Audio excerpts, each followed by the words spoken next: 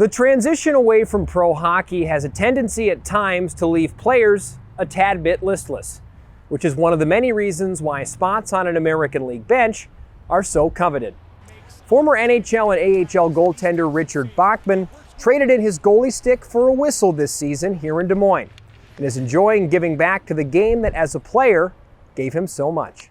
Oh, it's been great. It's, obviously you're not on the ice playing, but I think I might be more nervous some nights going into the press box to watch the game than when I was on the ice playing the game. So you still get that competitive feeling, the preparation. Everything's very, very similar. You're just not on the ice executing, but you're doing everything you can to help these players execute to their highest level. And so for me, there's no better transition, no better other job than staying in the game I love. Parts of 11 seasons for you, Richard, in the American Hockey League over the past decade, and just shy of 300 games between the pipes during that time. How have you seen this league evolve?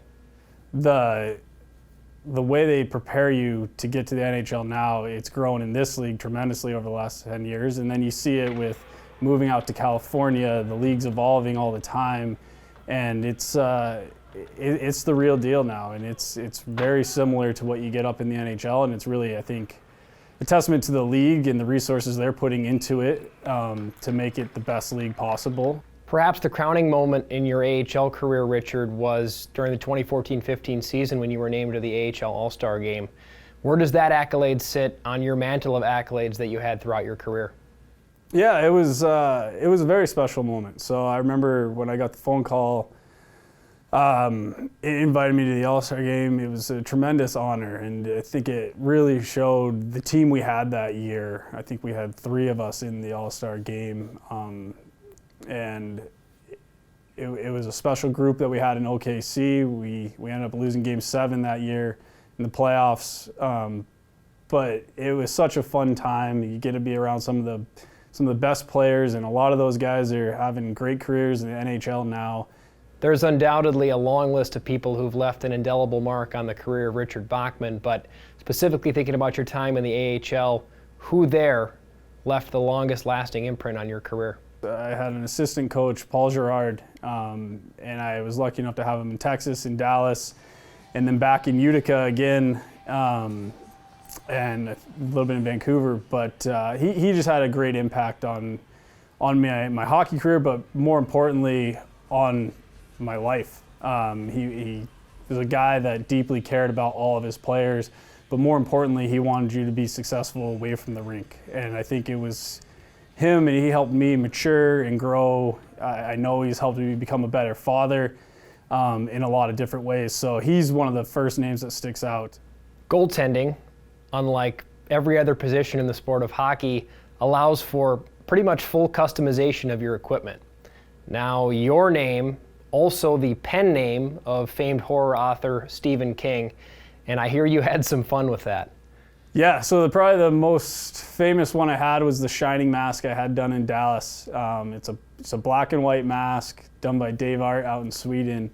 It's got all the girls riding the scooters down the hallway with the carpeting details. It's really a neat mask when you get up close with it. And then to go even further, I took with Bachman Turner Overdrive up in Canada with Randy Bachman and taking care of business. So I've done masks with that and everything, and there's no relationship to any of these people. But that's the fun part about being a goalie, is you get to express some stuff and have some fun with the masks. And I think as a kid, that's one of the coolest things that draws you in, is you see all these awesome masks. So to be able to create a couple of them along the way has been fun. All professional athletes have to overcome challenges to reach the peak, which you did as a player. Now as a coach, what challenges or what challenge has stood out to you most that you've had to overcome this season? I think for me, when I was playing and helping mentor goalies, you had that natural competitiveness to get in the net like we just talked about. And being on this side, you're trying to monitor, 2, 3, depending on the year, with injuries and call-ups, you might have a 4th goalie in there. And it's monitoring all of them and keeping them all in a good place, so they're all ready to go when you need them. But then you have to be on the other side of that. As a coach, you're kind of going to have to one person's going to have to play, and you have to explain that. And so for me, that was probably the biggest thing, is learning how to approach those situations where you're going to make someone's day and you're going to let someone down while continuing to build everyone up, because they're all great players and they're all going to get their opportunity at some point or another. People like yourself who've spent your entire life in the sport of hockey owe so much back to the sport for what it has given to you. And as a player, the sport obviously gave you so much on and off the ice. Now as a goaltending coach, how much do you think about what this sport gave you as a player and now what you want to give back to it as a coach? Yeah, I think you nailed it there. I think that's the biggest thing, is the game itself, not even pro hockey wise, but just the game of hockey. It's given me everything. It's what drives me to do everything every day. It's my kids are playing it. It's allowed me to travel, meet amazing people along the way, create great friendships. It's truly a special game and a special community. And in the pro side of it, it's given me a wonderful life that I'm so grateful for. And so now if I can just give back to give even one or two younger players the same opportunities that I have had, it means the world to me, and that's why we do it.